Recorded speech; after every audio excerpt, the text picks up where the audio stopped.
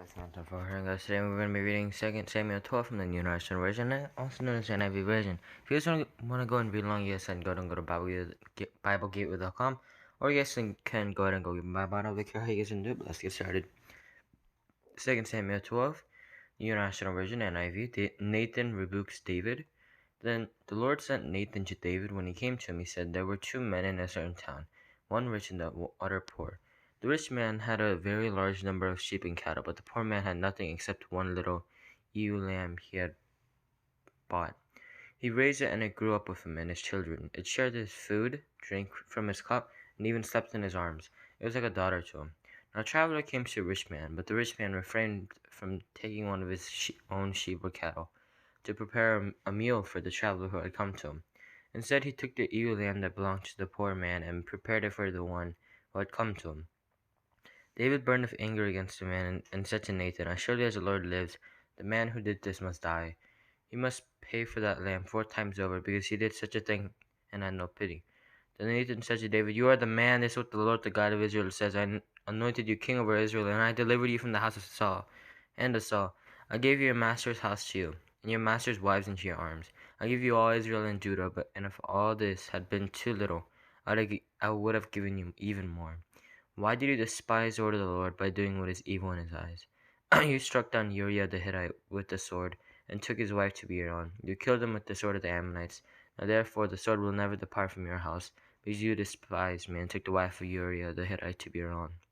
This is what the Lord says: out of your own household I am going to bring calamity on you.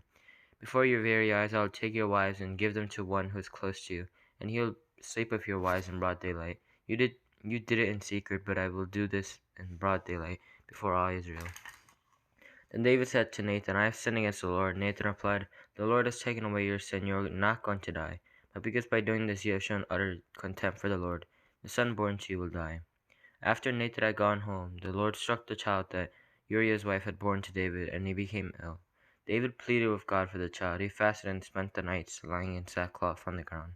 The elders of his household stood beside him to get him up from the ground, but he refused, and he would not eat any food with them. On the 7th day the child died. David's attendants were afraid to tell him that the child was dead, for they thought, while the child was still living, he wouldn't listen to us when we spoke to him. How can we now tell him the child is dead? He may do something desperate.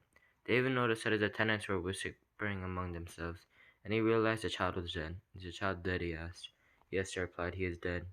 Then David got up from the ground after he washed, put on lotion, and changed his clothes. He went into the house of his Lord and worshipped. Then he went to his own house, and at his request they served him food, and he ate. His attendants asked him, "Why are you acting this way?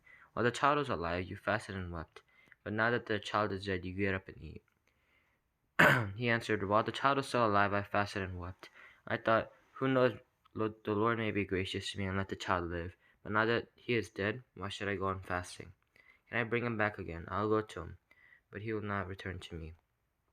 And David comforted his wife Bathsheba, and he went to her and made love to her. She gave birth to a son, and they named him Solomon. The Lord loved him, and because the Lord loved him, he sent word to Nathan the prophet to name him Jedidiah.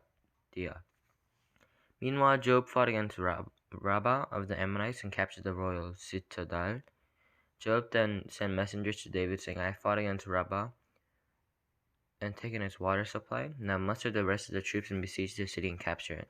Otherwise I will take the city, and it will be named after me."